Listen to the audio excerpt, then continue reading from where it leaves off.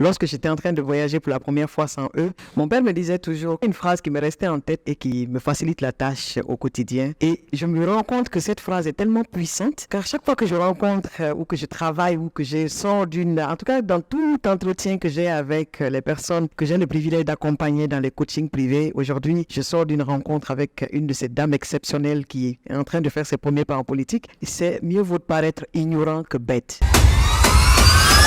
Et encore une fois, elles ont tendance à poser des questions. Et ça, c'est une des singularités qui distingue les personnes qui sont en tout cas préparées ou prédisposées à réussir. Mieux vaut paraître ignorant que bête parce que si tu ne demandes pas, tu n'auras pas de réponse. Si tu ne t'interroges pas, tu ne peux pas savoir que tu peux aller au-delà même de tes attentes. Bref, pour faire court et simple, à propos de ce qu'on appelle réussir ses premiers pas en politique et de s'engager, je retiens une belle question qu'elle a posée et je sais que la plupart du temps, très singulièrement, les femmes nous posons ce type de question qui est la suivante. Elle dit, je crains à travers mon ONG que les actions que je suis en train de poser, l'impact que j'ai sur le terrain, l'amélioration des conditions de vie des personnes que j'arrive à toucher, je crains que ceux qui me suivent et qui parfois l'expriment même dans les commentaires quand je poste mes images en disant, est-ce que vous n'êtes pas en train de vouloir plus tard faire de la politique? Et ça l'a gênée parce qu'elle ne veut pas que les gens perçoivent qu'elle est en train de se préparer à une future candidature, alors que c'est tout à son honneur. Et donc, la réponse que je lui ai donnée, c'est que mieux vaut paraître solvable que paraître inutile, parce que quelqu'un qui pose des actions, apporte des solutions durables entre formation et échange d'expérience et que cette personne, on pense tout de suite qu'elle a envie de devenir responsable parce que c'est de ça qu'il s'agit en politique. On ne va pas à la conquête du pouvoir pour s'amuser, on va à la conquête du pouvoir pour porter des responsabilités, les assumer, impacter, apporter des solutions durables et viables. Et franchement, ça ne m'a pas chagriné, ça m'a fait plaisir parce que voir qu'elle se rassurait que ce qu'elle est en train de faire contribue à donner une autre définition de la politique parce que ce n'est pas seulement du haut d'un fauteuil de responsabilité, d'autorité qu'on peut apporter le changement qu'on souhaite. Pour finir, pour toi qui m'écoutes en ce moment, si tu as des interrogations, tu as besoin de conseils, tu as besoin en tout cas d'apporter de la clarté à ton intérêt à venir en politique parce que tu es entrepreneur, parce que tu es dans la société civile, n'hésite pas. En commentaire, tu trouveras une raison en tout cas d'écrire. Si tu ne peux pas m'écrire en public, il y a une adresse là-bas. Tu pourras toujours m'envoyer un email. Et si tu veux faire comme elle pour aller plus loin et construire ce que j'ai appelé ton plan de conquête du pouvoir parce que tu le mérites et que le pays que tu veux servir le mérite, n'hésite pas à nos succès mérités, cher leader.